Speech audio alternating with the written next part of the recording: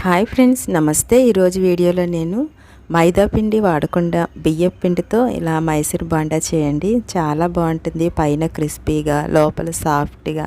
మనం వీటిని ఒక 10 నిమిషాల్లో రెడీ చేసుకోవచ్చు. ఎప్పుడైనా పప్పు నానబెట్టడం మర్చిపోయినప్పుడు ఇలాగా ఒకసారి ట్రై చేసి చూడండి.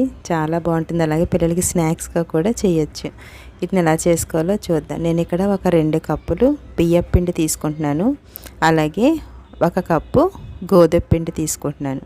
ఇలా గోధుమ పిండి వేసుకున్న తర్వాత ఇప్పుడు దీంట్లో ఒక 3 స్పూన్ల వరకు ఉప్మా రవ్వ వేసుకోండి. ఇప్పుడు దీంట్లో నేను మజ్జిగ వేస్తున్నాను. ఇలాగా పల్చగా చేసుకున్న మజ్జిగని 1 కప్పు వేసుకుని ఒకసారి ఇదంతా ఇలాగ కలుపుకోండి. ఇలా కలుపుకున్న తర్వాత చూడండి, ఒకసారి దీన్ని మనం చేతితో కలుపుకుంటే ఇంకా మంచిగా కలుస్తుంది. అలాగే 1 కప్పు వాటర్ను కూడా వేసుకోండి. వేసుకుని ఒకసారి దీన్ని మనం ఇలా కలుపుకోవాలి. ఉప్మా రవ్వ, గోధుమ పిండి, అలాగే రైస్ ఫ్లోర్ వేసాం కదా, వేసుకున్న తర్వాత ఒకసారి కలుపుకోండి. కలుపుకున్న తర్వాత మీరు మజ్జిగ యాడ్ చేసుకోండి ఫ్రెండ్స్. ఇలాగా ఒకసారి కలుపుకోవాలి. ఇలా కలిపిన తర్వాత నేను ఇప్పుడు 1 కప్పు మజ్జిగ వేసాను.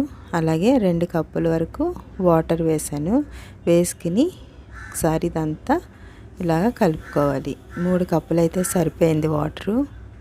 చూడండి, మనం బజ్జీలకి ఎలా అయితే పిండి కలుపుకుంటామో అలాగే కలుపుకోవాలి. ఇలా వేసుకున్న తర్వాత ఇక్కడ మూత పెట్టుకుని ఒక 10 నిమిషాలు పక్కన పెట్టుకోండి.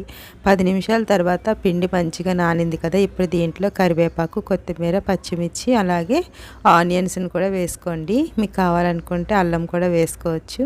కొంచెం పచ్చిమిర్చి కూడా స్పైసీగా ఉంటే బాగుంటాయి. అలాగే 1/2 టీ స్పూన్ జీలకర్ర, అలాగే సరిపడినంత సాల్ట్ వేసుకోండి. అలాగే ఒక 1/2 టీ స్పూన్ ఈనో వేసాను నేను.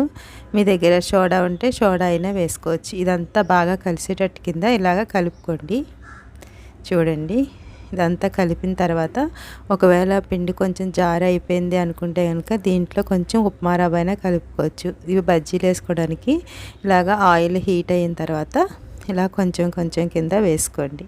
ఇలా వేసుకుని వెంటనే టర్న్ చేసుకోకుండా కొంచెం 1 మినిట్ తర్వాత ఇలా టర్న్ చేసుకుంటూ ఫ్రై చేసుకోండి. చాలా సింపుల్గా, ఈజీగా అయిపోతుంది ఫ్రెండ్స్. పిల్లలు స్కూల్ నుంచి రాగానే మనం ఇలా స్నాక్స్ పెట్టినట్టయితే వాళ్ళకు కూడా మంచిది, హెల్తీ కదా.